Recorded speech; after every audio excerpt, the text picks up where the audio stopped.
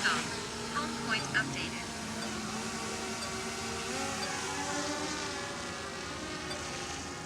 I haven't crashed one yet. Hi, I'm Matthew Krupczak. I'm joined here by my father, Robert Krupczak. We're out here today doing a field experiment with OpenAthena for Android.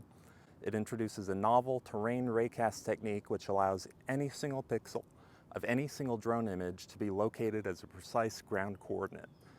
So we're out here today doing a field test. We have these multicolored cones that we're using an RTK GPS instrument that has precision of around like 4 centimeters to mark ground control points. Then we fly our drones, take a bunch of pictures from above, and compare the data from the app to the known ground truth to calculate errors such as mean squared error, circular error probable, and stuff like that. So that gives us a very objective measure of the accuracy of this technique with a variety of different drones and conditions. So we're super excited to be here today. I think we're going to get some good test data and really ultimately prove the accuracy of this novel technology. Dad, anything to add? We're going to test all the platforms. OpenAthena iOS, OpenAthena Android, and OpenAthena Core. Yeah. So our main products so far are OpenAthena Android and OpenAthena iOS, which run on mobile devices. Our new product, which is coming out soon, is OpenAthena Core, which brings that same novel terrain raycast technique and makes it as a modular package that's easier for your developers to integrate into larger systems. So we're super excited about that coming out and having more data to prove the accuracy of the technique. So, All right. So you have marked 4. I have. Now we're on to 5, so I think we're doing at least 35 meters spacing. Yep.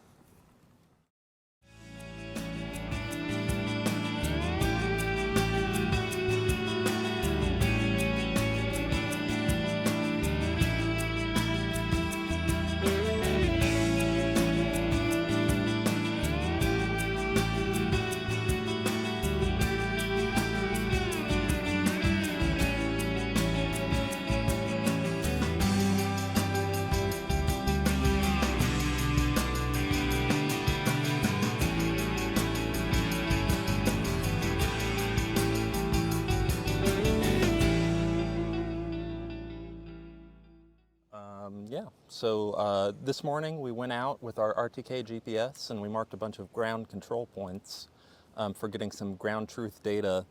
We decided instead of using the cones, we're going to use the lamp posts and the bases of those because they're easier to see from the drone from a variety of angles. And then we flew some drone flights today, and this afternoon we're going to fly a few more to collect some more data. So basically the more images we get, the higher the sample size, the more we can learn from just what factors are affecting accuracy. We're going to take the images that we get from the drones from the flights, and we're going to analyze them with OpenAthena Android, OpenAthena iOS, and then OpenAthena Core. So we'll have 3 somewhat different code bases. The iOS is certainly a different code base, but the OpenAthena Core and OpenAthena Android share a lot of common code.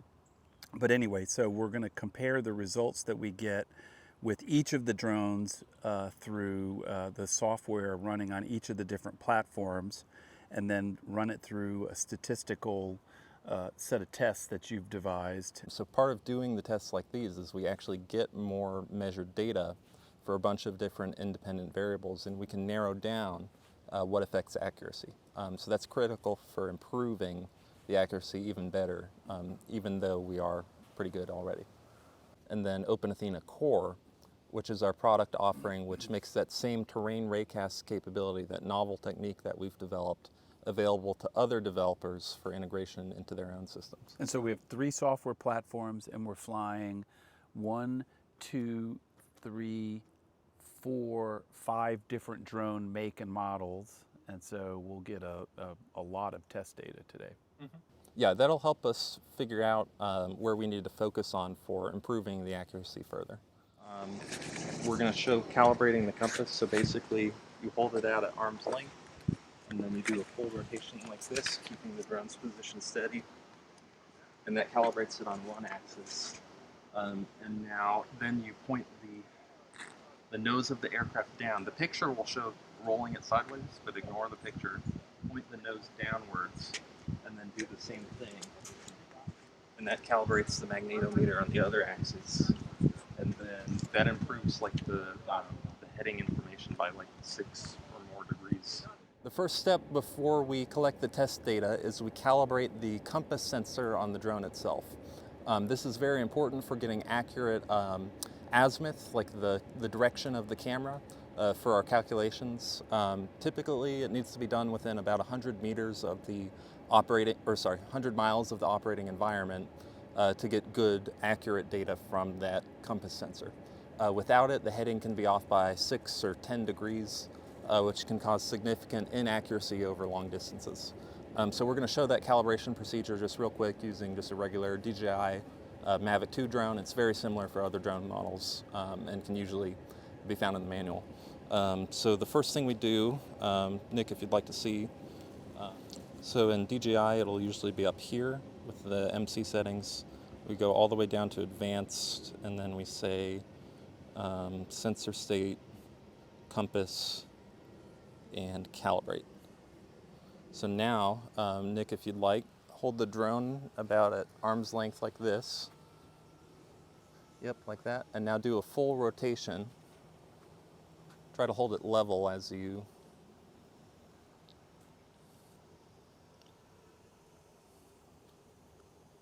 All right. Maybe a little bit more. Seems to be... Okay, perfect. Now point the nose down, and now do another 360 degrees.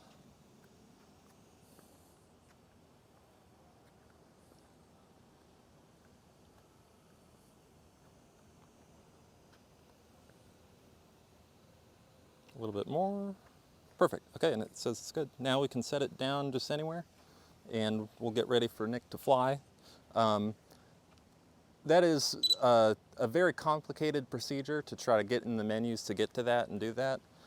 It's no fun. People don't like doing it, but it's absolutely critical for accuracy. So it doesn't have to be calibrated every drone flight, just any time it's within about 100 miles of the operating environment. But again, absolutely critical for accuracy. So, alrighty, so with that, Nick is going to go ahead and fly the drone and start taking some pictures of our various lampposts out here, which are our ground control points. So I will hand it over to you. You can hit the button with the launch and the arrow here, and then slide that, and it will take off. So it records its start altitude and then that position as it's returned to home position. So yeah, take them up if you, oh, that's fine. And he's just warned in proximity. If you push the stick forward, yep, very cool. So these have a flight time of about 20 to 30 minutes. The maximum altitude, I think, with the FAA is like 400 or 450 feet. So how's the drone? It's going good. Okay. So the main independent variable we're testing today is slant angle of the camera. Our hypothesis is that shallower slant angles, more parallel with the ground, will have the most error, while angles that are almost straight downwards will have the least error.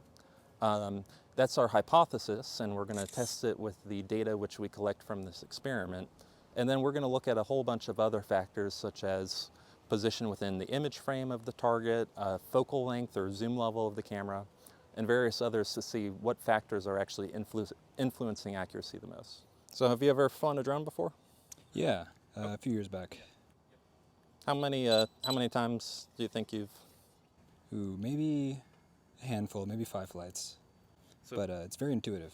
So just no training, just easy to pick up and... Yeah, the first time it was like playing Xbox, honestly. It's just young people get it. You know, they don't need a whole bunch of training for how to use it. It's something that can be off the shelf, less than $2,000, and then getting up and using very quickly. GNSS signal is weak. That sounds like the Google lady. The gimbal is not ready to fly, it says. What do you think about that? Gimbal initialization failed. See, now what the hell's up with that?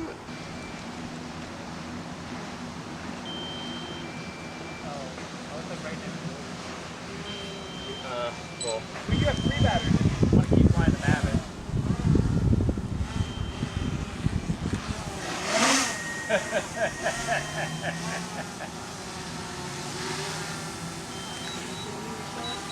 That was almost.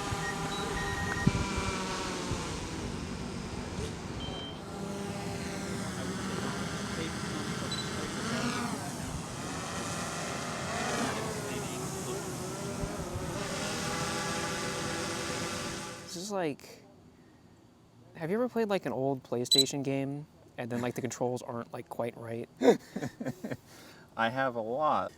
Do you want me to be putting the lamppost more in like the center or just anywhere within frame? Anywhere is good, actually. And so Because I know the camera offset has an impact. And I know you try to account for that, but we found, anytime you do math, that raises the potential for errors. we found that it was a small but statistically significant effect. And believe it or not, the Y position didn't matter too much, but apparently the X position had some effect on the accuracy for the last test. So I think that something with our camera intrinsics is a little bit... Can you fly that a bit away for the... Okay. All right, let's do another take and pretend I'm asking you for the first time. Okay. So how many times have you flown a drone before today? I have flown 0 times before today. 0 times. So just today, picked up a drone. And how many minutes would it say, do you think it took to get started, learn the controls, and fly? It doesn't take long to get started, but there's definitely a lot of skill required to get very good flight, I'd say. But a beginner can position it pretty easily, I think. Yeah, I think any young person could pick up one of these devices, no training, and get it flying within minutes. That's really the advantage of using off-the-shelf consumer technology. We really focus on the off-the-shelf drones like those rather than the more expensive fixed-wing systems, because they can really be in this quantity and scale that's available. What the OpenAthena software solves is the challenge that these drones can very accurately know where they are, but they have no way of locating anything they're looking at on the ground. The traditional techniques require observing from different angles and stitching images together in software, all of which takes time and training and all that.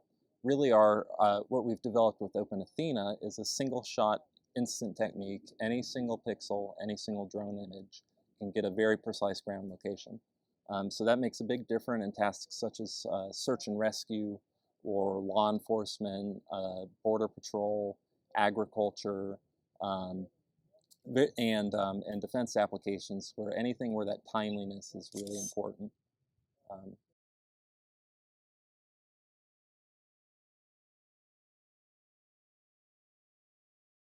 Alrighty, so we're just wrapping up here. We're going to do a short debrief, but thanks to all y'all for coming out. It was really fun exercise, and we got some good data that we're going to use for some science experiments. So basically, we had some interesting developments. We were flying the Skydio 2 drone, and it randomly decided it was out of battery and wanted to land. So the camera, I guess, was just finding a flat space to land itself. And that was going to be on the roof of the building. Right.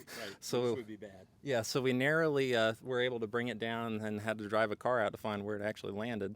But that all went well. That came back. And then I think Nikolai did the first flight of our Mavic 2 Zoom. And then Kyle did a flight shortly thereafter. He said it's his first time flying a drone. But he did amazing, got some excellent pictures. Didn't crash.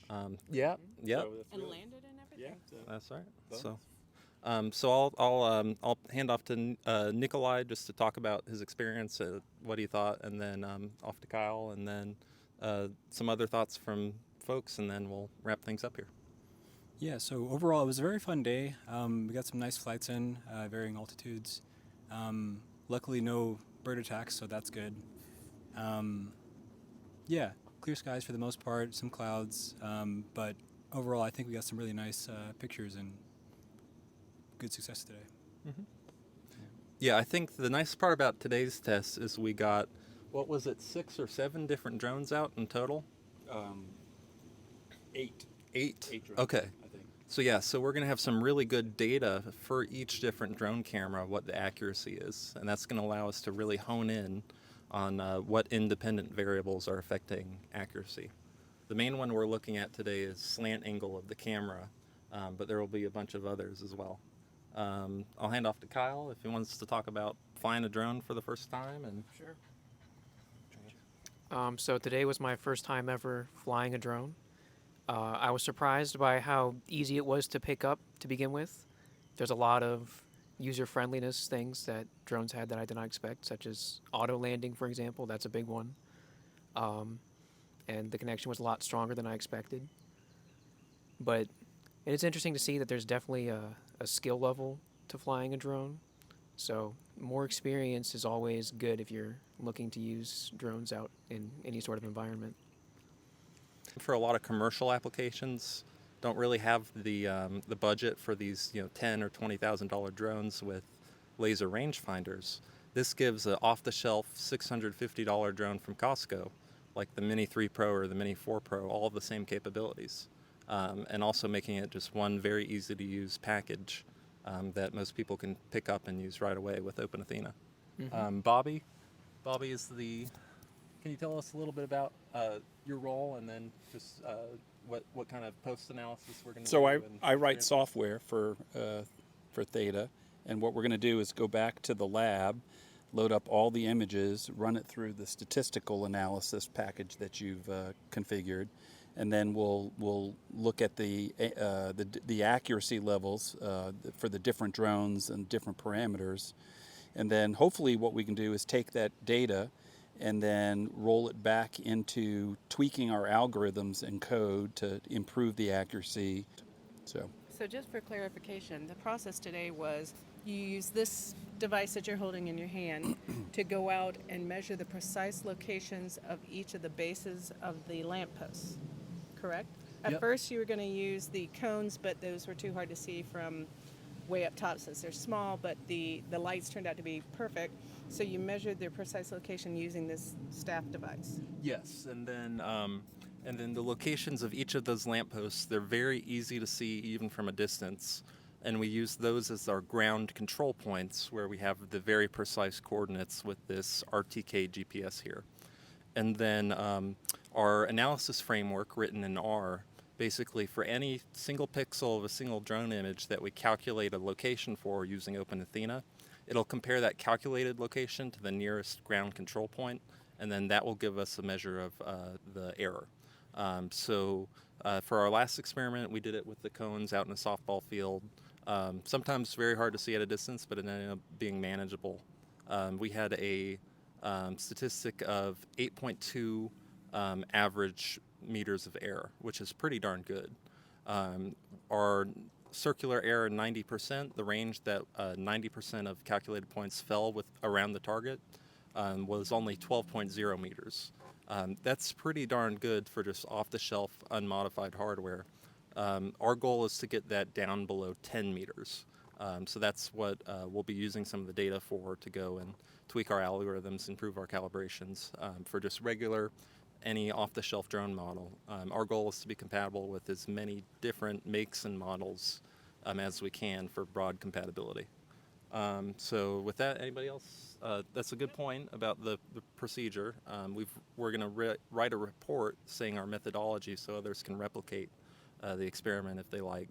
And then, yeah, just keeping it consistent so we can get more of these and just keep on making it better and better. So. Hi. Thank you for watching.